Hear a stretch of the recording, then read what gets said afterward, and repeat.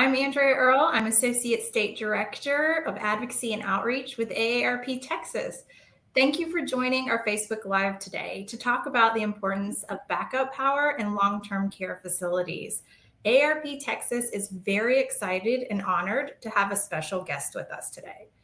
Before I get to our guest, I'd like to emphasize that Texas legislative session is in full swing, with many bills impacting older adults. As the older adult population continues to grow, caregivers and individuals are turning towards long-term care options, especially for those loved ones who can no longer live at home. These are critical facilities. We're talking assisted living and nursing homes primarily for some of our most vulnerable Texans. We believe that legislation presented this session will be key to the safety of residents living in these facilities. With that in mind, we are honored to present our guest, Senator Carol Alvarado of District 6, our Houston, Harris County area of the state. Shout out to our Houston team, AARP Texas, here today to talk to our membership about her bill, Senate Bill 481. Welcome, Senator. Hi, Andrew. Thank you for having me. It's good to be with everyone. Thank you for making the time. We know it's incredibly busy over there at the Capitol building. We would just like to run and jump straight into talking about Senate Bill 481. Okay. So what made you decide to file this particular bill? Well, during Beryl and even before that, I noticed that there's a pattern. Sometimes our most vulnerable, our senior citizens, are left without power. Some of them who are wheelchair bound or confined to a bed and live on multiple floors up, they especially are in really a terrible situation. Some of them may not have family members that can come check on them. And during the Beryl hurricane or storm, 14 nursing homes and 30 assisted living facilities in Harris County were without power for several days, and not just 1 or 2 days, but a lot more than that. We had 246 people that died during the winter storm Uri, and about 60% of those individuals were over the age of 60. That's a lot. Whether it's people who just they don't have the resources to go someplace, or maybe they are without power and their medical situation depends on having some type of machinery hooked up, and they don't have that. So I, as someone who is a caregiver for an elderly parent, I know how sensitive the environment can be, the dire situation that people may find themselves in. And I think that we need to take every precaution possible to be proactive. We know we're going to have power outages here in Texas, whether it's during the winter and there's a grid issue, or there's a hurricane, a natural disaster that knocks down power lines like we saw with Beryl, like we saw with Derecho. So we have to be prepared for a scenario, a variety of different circumstances for our senior citizens. Agreed. We are completely behind you on this bill. We've gotten a lot of calls ourselves, and we hear a number of times from our members across the state. So this legislation would be pretty impactful, not just to your district, but to all of our members across the state, especially the caregivers that are considering where to put their loved ones and considering these long-term care options. So it sounds like you're really in tune to your constituents and what's happening in your area. So was there anybody that particularly came to your office to help push this legislation? Or was it just the impact of Beryl, Uri, Harvey, the collective impact as a whole that made you go, this has to get done this session? Right. Well, some of this I saw firsthand at not a nursing home, but at a apartment complex that catered to the elderly, and it was in Jacinto City. I think it was called Big Bass Resort, and we went to try to coordinate getting some food delivered, or some kind of goods we're trying to get delivered. But when we got there, there was no one there from the leasing office. They'd left. And the tenants were outside. Some of them were cooking on their barbecue pits. And they said, oh, they're gone. They haven't been here.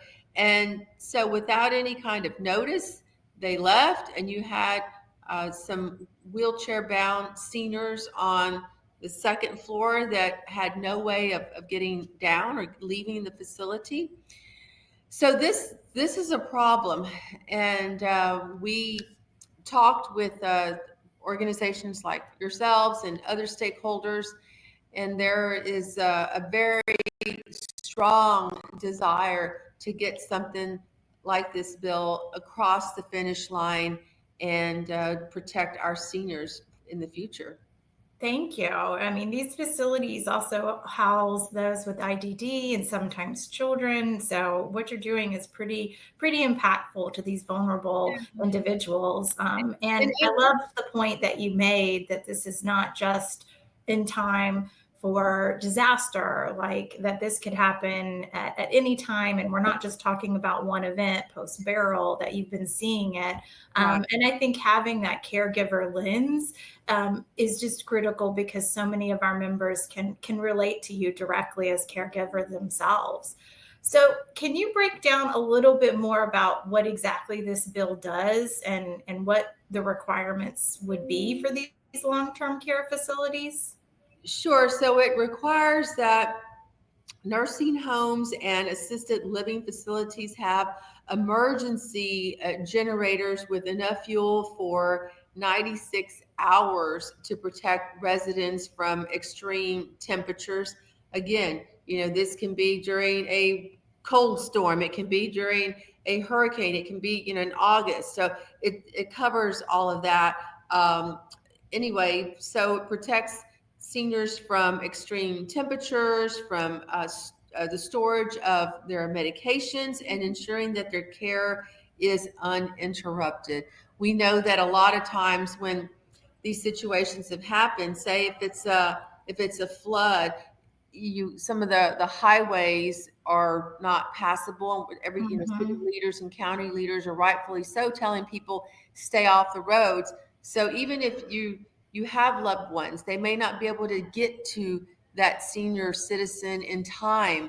So at least with this 96 hours, that gives time for water to recede, for roads to become passable, and that care can be attended to as soon as possible. But for starters, it's 96 hours that there has to be some sort of backup generation plan.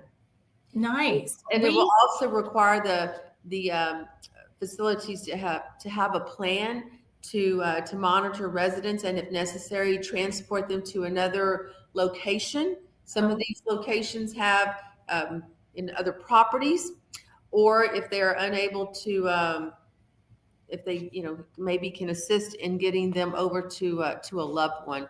But there are some stipulations in here about helping these seniors in various scenarios. In addition to requiring emergency power sources at these facilities, our bill also proposes that the owners and managers of independent living senior communities have a duty to assist their residents during a disaster.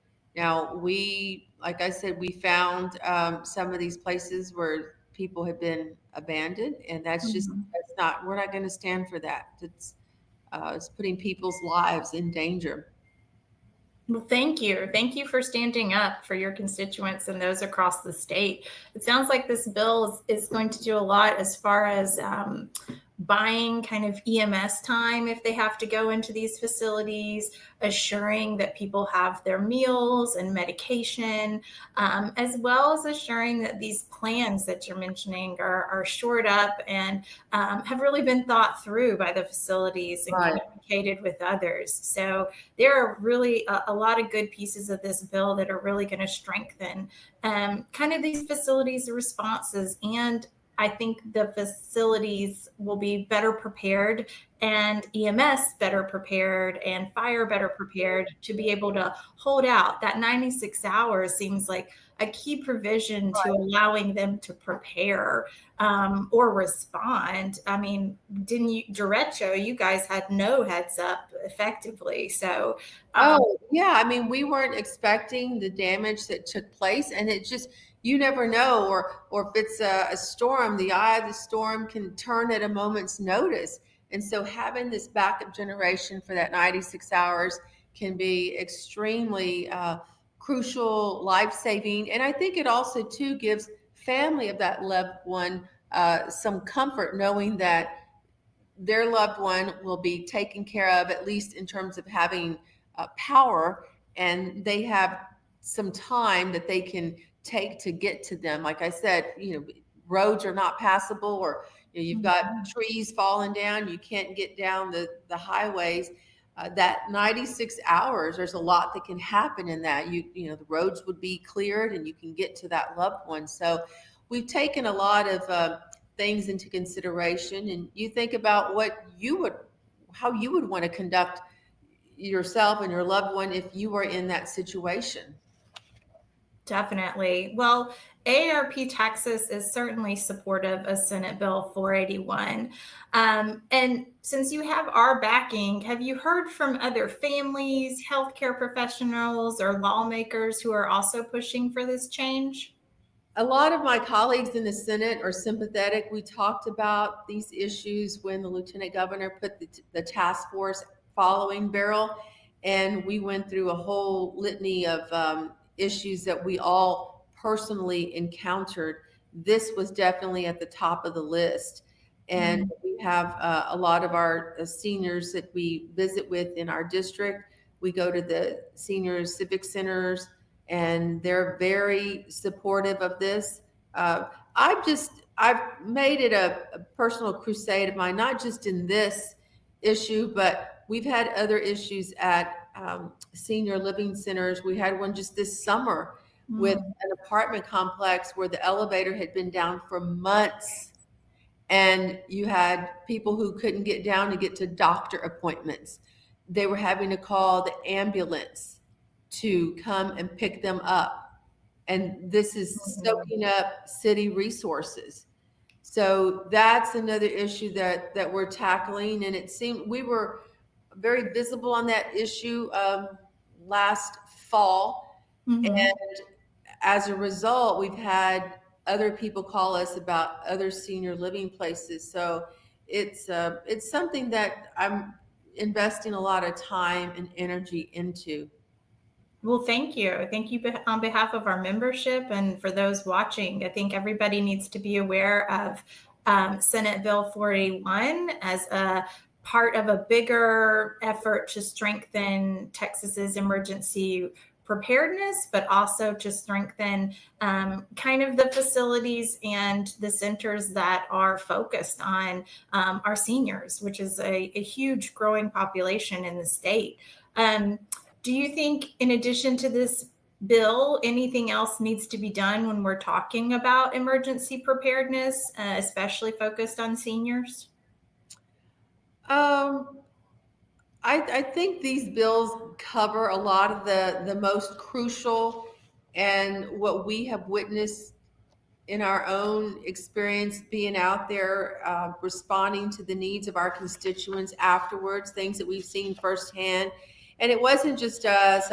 During the derecho and Beryl, we saw Commissioner Briones, Mayor Whitmire also being very vocal on these issues, situations they had encountered. So I feel that unfortunately that this may have been going on too for quite some time with other natural disasters we've had, and these issues just didn't get the attention that they deserve. And with me, it's personally walking into a situation where the management had just left.